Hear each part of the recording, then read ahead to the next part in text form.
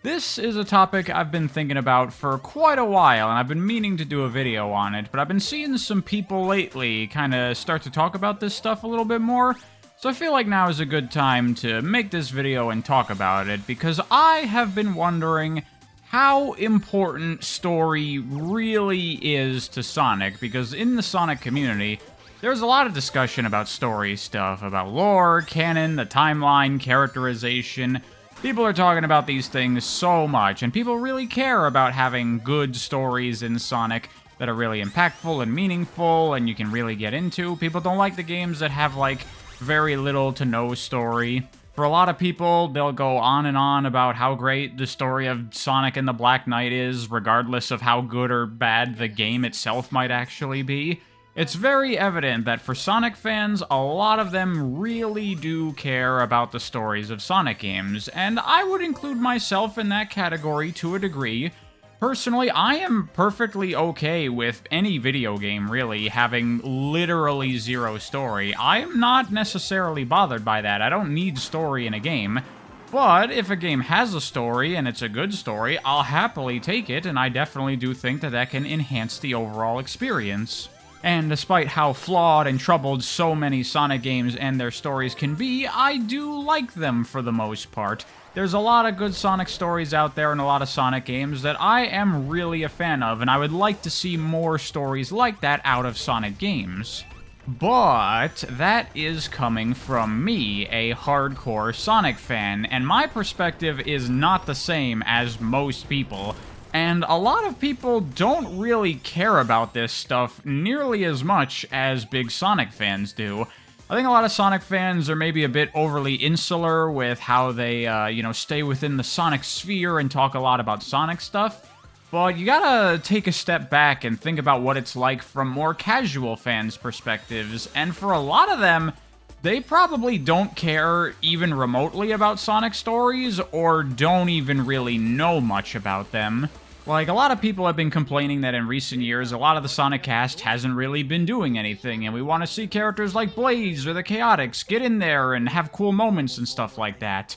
But for casual fans, for people that just enjoy video games and aren't necessarily like big Sonic fans, but they check out the occasional Sonic game here and there, I wouldn't be surprised if they didn't even really know who the Chaotix were. Like, the Sonic cast, for the most part, a lot of them, I feel, do not have good, brand recognizability. Outside of hardcore Sonic fans, most people probably don't care about most of the characters outside of Sonic, Tails, Knuckles, Amy, and Eggman. That's pretty much it, which is probably why, in recent times, with, Frontiers and Superstars and things, those are the characters that they've been pushing for everything. Like, I've seen a lot of fans suggesting the idea of character-focused spin-offs, like what if we got Blaze the Cat, the game, and as much as I would like to see that, realistically, if I think about it, I don't think that game would sell well, because most people don't really know about Blaze, most people don't care about her, they'd be like, what is this, like a Sonic thing, kind of? I don't know. Sonic's not in it, I don't care, whatever. I honestly feel like that's what would happen if you tried to do something like that. Shadow is really the only character I feel that has enough brand power to get his own dedicated games, hence why he got Shadow the Hedgehog back in the day, and now he's getting Shadow Generations, which also, of course, ties into the movie, because he's like the only other major character that, non-Sonic fans know and care about to some degree. But even a character like Shadow that does have that kind of marketing recognizability, that doesn't necessarily mean people care that much about the stories in relation to Shadow's character. Like, we hardcore Sonic fans will say, oh, in this new Sonic thing, Shadow is out of character because in Sonic 06 he says this one thing that demonstrates his personality, so really he should be behaving like this in this... Most people don't know about any of this stuff. Like, I would be willing to bet that the casual gamer who doesn't care that much about Sonic, but has played a couple of games here and there, they probably don't know about Shadow having amnesia and his whole character development throughout Heroes, Shadow the Hedgehog, 06.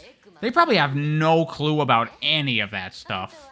And I say these things because I've seen more casual Sonic fans and the way they engage with the stories of Sonic, And it's totally different than probably what a lot of hardcore Sonic fans are used to and what they think about the series. Like, I have watched someone who's generally a decent fan of Sonic and really likes Shadow as a character, and I watched them play Sonic Adventure 2 for the first time, and when they got to the end of the game, they're like, wait, Shadow dies in this game? Like, they literally had no idea that that's what happened to the character, despite the fact that he's like their favorite Sonic character. Plus, there's all the people that say that they don't like the 2000s era of Sonic games, when everything was getting super anime and had all this melodrama and these dark, serious stories that were trying so hard in games with 3 hours of cutscenes. And then when you get to the change in colors, a lot of people were like, I like this better. This makes more sense to me because it's a colorful, cartoony world of animal characters. I don't expect that to be super serious and dark and story-focused. I expect something light and fun like a Saturday morning cartoon. And those people aren't necessarily wrong for feeling that way, because that's what you're used to when you look at a series that looks like Sonic. So that's what people expect when they go into Sonic, and to a degree, that's kind of what a lot of people want. They just want a fun platforming game that's colorful and bright and lighthearted and has some funny moments. And Sonic does look like a series that would be like it, but the thing about Sonic is that as a series, one of the things it did to set itself apart from the others is put a greater emphasis on storytelling.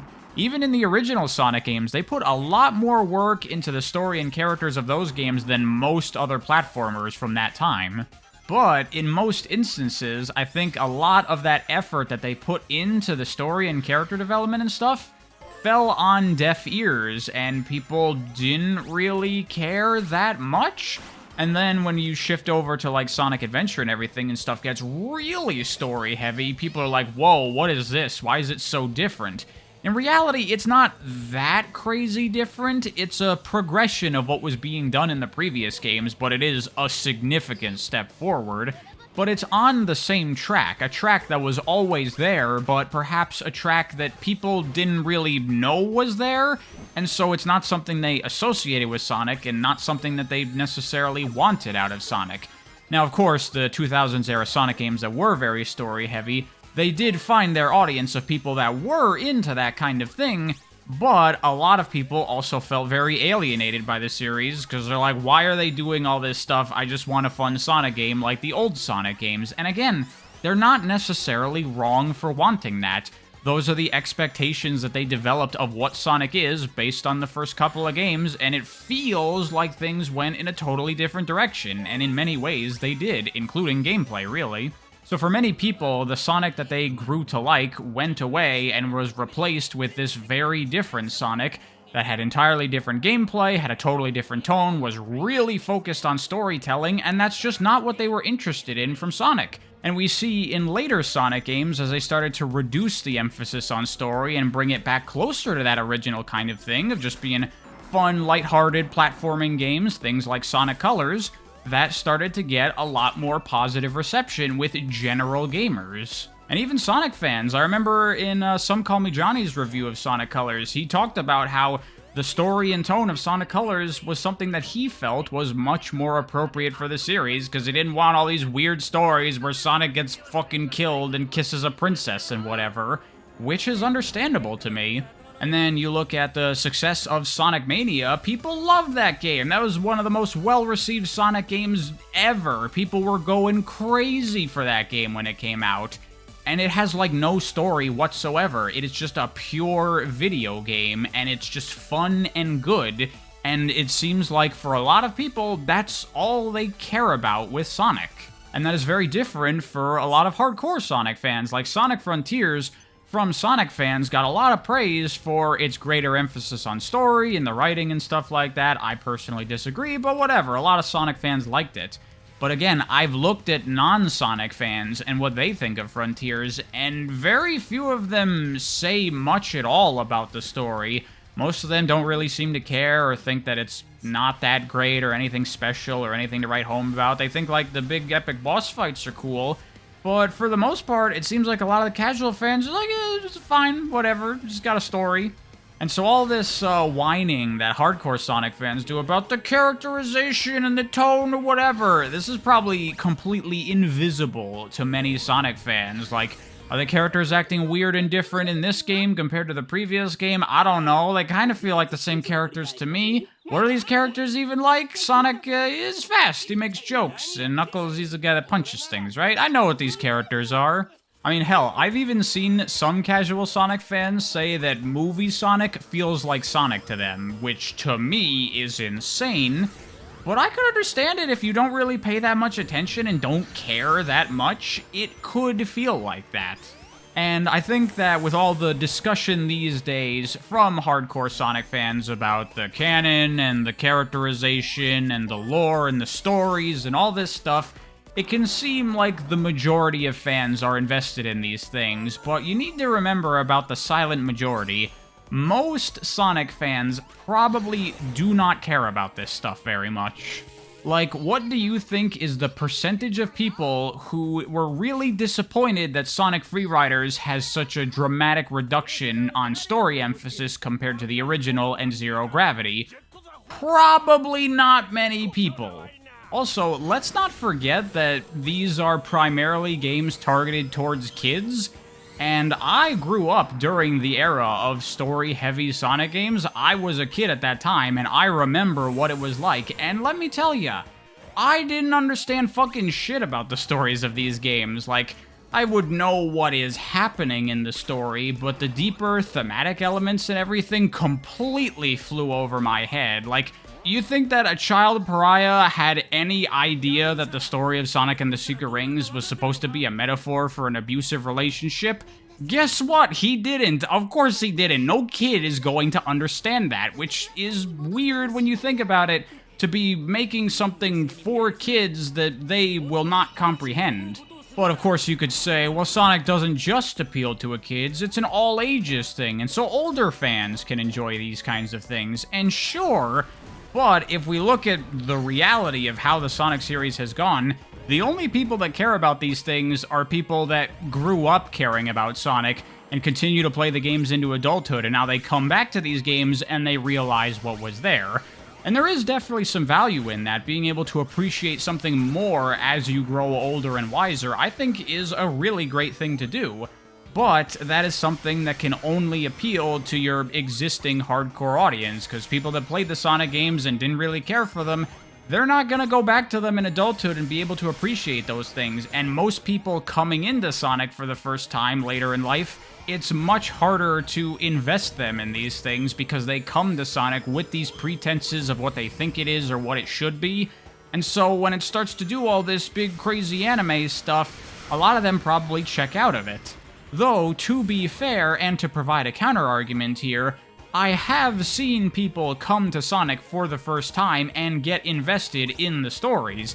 Inugami Korone is a perfect example of that. The VTuber, she's nowadays like a spokesperson for Sonic in Japan, and she just started playing the Sonic games on her stream, and it's when she got to Sonic Adventure that she really fell in love with Sonic, and a big part of that for her was due to the stories. Like, she really enjoyed the story of Gamma. If you haven't seen any stuff of her streams, I recommend looking up some clips, because she really, really loves this stuff, and she really gets into it.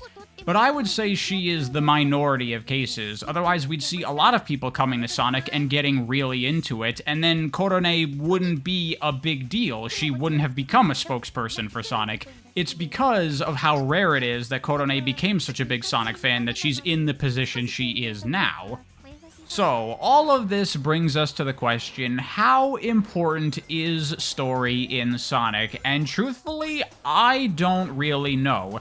Personally, myself, as a fan and as a creator, I want to see Sonic stories continue. I want to see good stories out of the series, and I'm sure many Sonic fans would like that as well. But it's not about what I want, and it's not about what you want. I'm talking about stepping back and looking at the wider scheme of Sonic as a series, and trying to get it to appeal to as many people as possible, and make it as successful as possible. How important is story in that equation? I feel like it might not be nearly as important as a lot of Sonic fans think it is or want it to be. Let's not forget that the era of Sonic games that were focusing really heavily on story were really poorly received by a lot of people. The adventure games at the time were well received, but in more recent times, they've gotten a lot more negative criticism, and even when they came out, games like Heroes, Shadow, Unleashed were very mixed reception. 06 was a complete laughingstock. No one cared about Sonic Battle, probably no one cared about the Riders games and their stories. The storybook games were also considered garbage by many people, and all these attempts at bigger, heavier storytelling didn't really seem to appeal to a lot of people. And the people that did care, that were invested in these things, it kind of forced Sonic into a bit of a niche, which is what happened to Sonic. Over time, the series got way less popular than it used to be and has become more of a niche franchise. And I think the change with like Sonic Colors and the shift in direction for the series was in trying to get out of that niche and get back to appealing to a wider gaming audience. And I think a part of that strategy was maybe we've been doing this wrong. Maybe people don't want big, epic, dramatic stories with Sonic. And if I put what I personally want for Sonic to the side, I feel like that might be the right decision. Would some good quality stories make the Sonic games better? Yes, absolutely. But would that make it more popular? Would that make it more successful? Would that make more people interested in Sonic? Not necessarily. I don't think so. The only people that want that are people that are already Sonic fans, that are already invested in the series. But for a wider audience, like I said, that's not what they expect, and that's not what they want when they come into Sonic. And that kind of thing can risk pushing people away that might have been interested in Sonic, but when they come to it, it's not what they thought it was, and so now they're like, oh, then I'm actually not interested in Sonic. So maybe it would be better for the health of the series to appeal more to wider audiences and give them what they want out of Sonic. Just a fun, lighthearted adventure with some jokes, and that's it. Now, of course, there is a balance that needs to be struck toward appealing to a new, wider audience and your existing fans. And clearly a lot of Sonic fans do want those bigger stories out of the game, so what is your endpoint? What's your target? What do you aim for? What is that balance? I do not know, because there's no one thing I can think of that I think would be satisfactory for everybody, because in ways, what different people want is directly incompatible with each other. Like, what do hardcore Sonic fans want? They want those Sonic adventure stories. They want to go big, they want to go epic, they want Sonic in space fighting some god, and it's all anime and crazy. But the casual fans don't want any of that. They just want Sonic fights Eggman and he saves the day. So making those two work together is very, very difficult. No matter what you do, there are gonna have to be sacrifices or concessions made somewhere. Someone is not gonna be satisfied with what they get. So the question becomes, who do you primarily aim for? Do you aim for hardcore Sonic fans because that's your main audience? Those are the people that care most about this series and the ones that are most invested?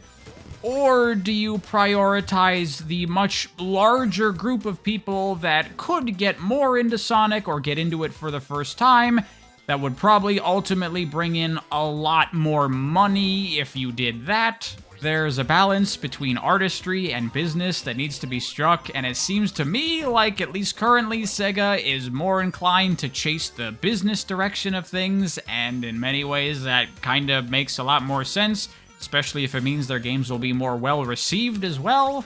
Like, why do you think that Sonic Frontiers sold as well as it did? I'll tell you right now, it's not because of the story.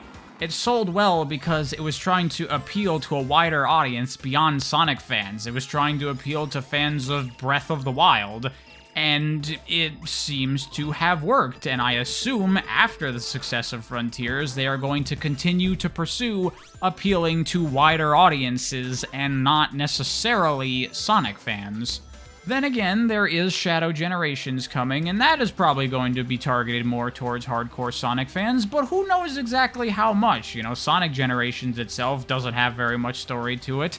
We don't know if there's going to be a lot of story to Shadow Generations. Probably not. It's probably a very small game. I don't expect there to be a whole lot of substance there. I imagine it's going to kind of just function as like a catch-up for a lot of people who don't know Shadow's character.